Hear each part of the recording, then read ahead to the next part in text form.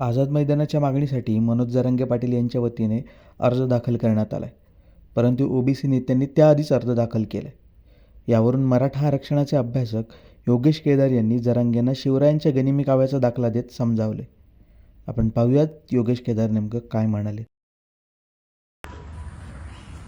मनोज जरांगे पाटलांच्या वतीनं आझाद मैदान पोलीस स्टेशनमध्ये काल परवानगीसाठी अर्ज करायला काही बांधव आपले गेले. त्यांचा अर्ज त्यांनी तिथे केला विनंती अर्ज करण्यासाठी. आणि त्यानंतर बातम्यांमधून महाराष्ट्रातल्या मराठा समाजाला एक लक्षात आलं की ओबीसींच्या वतीनं सुद्धा मंगेश ससाने नावाच्या एका व्यक्तिमत्वानं आधीच अर्ज करून ठेवलेला आहे आणि तो अर्ज त्यांच्यापाशी पेंडिंग आहे. आणि तो काल सरकारच्या विरोधात बोलत होता की आमच्या पण ह्या मागण्या आहेत आणि आम्हाला पण परवानगी दिली पाहिजे. मी मराठ्यांच्या आधी अर्ज करून ठेवलेला आहे. बरं, मंगेश ससानेंनी कधी अर्ज केला आहे ह्याचा मी अभ्यास केला. तर ज्यावेळेस पश्चिम महाराष्ट्राच्या दौऱ्यात मनोज जरांगे पाटलांनी म्हणले की आम्ही आझाद मैदानाला जाऊ शकतो, जाणार आहे असं म्हटल्या त्याच दिवशी जाऊन त्यांनी संध्याकाळी अर्ज केला. पण मराठा समाजाच्या आडवा हा एक खुट्टी बसली का नाही कायदेशीर कागदोपत्री. तसंच मला एक असं सांगायचं होतं की मी अंतर्वलीत गेल्यावर मनोज जरांगे पाटलांना माझं म्हणणं होतं कॅमेऱ्यासमोर काही गोष्टी बोलता येणार नाहीत. आपण काही जर गोष्टी आधीच डिस्क्लोज केल्या तर त्याच्या आडवं पडणाऱ्या व्यवस्था तयार होतात, माणसं तयार होतात. काही गोष्टी सिक्रेट ठेवल्या पाहिजेत तर यशापर्यंत आपण पोहोचू शकतोय. छत्रपती शिवाजी महाराजांच्या विचारांचे जर आपण वारसदार असू, मराठे युद्धनीतीतले जर आपण काही तत्व जर विसरणार असू तर हे चालणार नाही. अहो मला सांगा, छत्रपती शिवाजी महाराजांनी सुरत लुटायची होती त्यावेळेस असं जग जाहीर ओरडून सांगितलं असतं तर ते शक्य झालं असतं का हो? नुकसान झालं असतं का नाही मराठ्यांना? असं बोलले का महाराज, औरंग्या मी आता उद्या यायला लागलोय किंवा मी ह्या दिवसात यायला लागलोय, सुरत लुटायची आहे मला, काय करणार आहेस बघू तू, कसं बघतो चला दाखवतोच मराठ्याचं मी पण मराठा असं म्हणले चाललं असतं का हो? मराठ्यांनी काही गोष्टी युद्धनीतीतल्या सुद्धा काही गोष्टी आपण शिकणं गरजेचं आहे. उगा गनिमी कावा म्हणायचं, जाहीर म्हणायचं आणि पुन्हा जाऊन दादागिरी करायचं अशी जर आपली दिसत असेल तर ही काही मराठा समाजाला शोभणारी गोष्ट नाही. म्हणून माझं मराठा समाजातल्या बांधवांना म्हणणं आहे की बाबा आपण माझ्यावर बदनामी करण्यापेक्षा माझी भूमिका एकदा तुम्ही समजून घ्यायला पाहिजे होती. माझ्यावर टीका जरांगे पाटलांच्या प्रेमी लोकांनी म्हणजे काही लोकांनी केल्या, मला त्याचं वाईट नाही. माझ्या समाज बांधवांना काही गोष्टी कळतात हळूहळू असं मला वाटते आणि ते सगळं होते.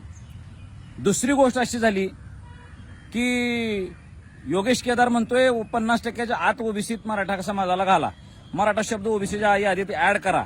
जरांगे पाटलाच त्याला मान्यता नाही. पण मग काय करतो योगेश केदार, तुम्ही काय करा आता सेपरेट आंदोलन जाहीर करा आणि तुमचं तुम्ही मिळवून दाखवा. पाटलाच्या बघा तुम्ही पाटलाच्या मागं तुम्ही लागू नका आणि पाटलांना तुम्ही हे करू नका. पाटलाची भूमिका कुणबी मधलीच आहे ते तुम्ही JR मध्ये सुधारणा सांगा. JR मध्ये काही केलं तरी मराठ्यांना मिळणार नाही माझी भूमिका आहे, सांगितले मी त्या दिवशी. पण माझे मराठा समाज बांधवांना एक विनंती आहे जे म्हणजे अंधभक्त झालेले आहेत की बाबा समजा समाजातला एखादा बी माणूस दुसरं जर जाऊन काय कुटाणा करायला तर ते फूट पडले म्हणतात का नाही. आज संभाजीनगरला काही 5-50 लोक, 10-20 लोक, 100 लोक बसलेत. मराठा समाजाच्या जीवाला वाईट वाटायला का नाही? अरे हे इथं वेगळे चालू झालंय, जरांगे पाटलांचं वेगळं ते वेगळं, फूट पडले असं म्हणतोय का नाही आपण?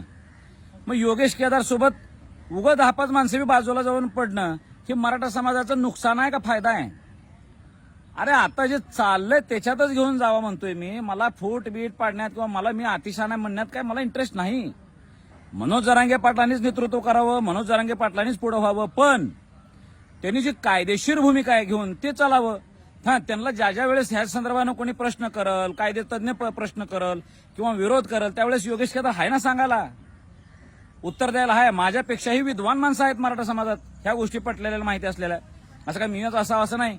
वकील लोक, ज्येष्ठ विधितज्ञ, मराठा समाजातले ज्येष्ठ अभ्यासक, ह्या सगळ्यांचा अभ्यास आपण घेतला पाहिजे. आपल्या आधी पण कोणीतरी आंदोलनं केलेत ह्यांचीही जाणीव आपण ठेवली पाहिजे. असं सगळ्यांनी मिळून कलेक्टिव्हली हा लढा जर केला तर मराठ्यांचं यश मिळणार आहे. का विनाकारण उगा तो नाही तो शाना चल तू बाजूला हो आणि तुला काय करायचं कर असं म्हणण्यानं मराठ्यांचा फायदा नाही. तू काय मिळवून दिलायस असं म्हणायला आपण पाटलाने एवढे 3 लाख दिले आम्हालाही मान्य आहे. पण कुणबी दाखला आणि कुणबी नोंदीचा कायदा हा फार जुना आहे. 1967 पासून कुणबी नोंदीचा त्यात दाखला घातलेला आहे. पाटलांच्या आंदोलनामध्ये आपण मराठ्यांना कुणबी आरक्षण द्या असं काय कायदा करून घेतलेला नाही. ऑलरेडी कुणबी शब्द आहे आणि ते कुणबी नोंदी शोधलोय आपण आणि ती शोधणे जाणीव जागृती जरांगे पाटलांच्यामुळे झाली. मराठवाड्यात विशेषतः पश्चिम महाराष्ट्र, उत्तर महाराष्ट्र, विदर्भात तर ऑलरेडीच घेत होते लोक कुणबी नोंदी. जाणीव जागृती झाली आणि लोक कागद शोधायला गेले आणि 2-3 लाख लोकांना मिळालं. हे आपण यशच मानतोय ना. पण ह्याचा अर्थ कोट्यावधीनं मागं राहिलेला जो मराठा आहे त्या मराठ्यांवर आपण अन्याय करायचा का, त्यांचा विचार आपण करायचा नाही का, हे कुठेतरी मराठा समाजाने चिंतन करावं एवढीच माझी विनंती आहे. धन्यवाद. जय जिजाऊ, जय शिवराय.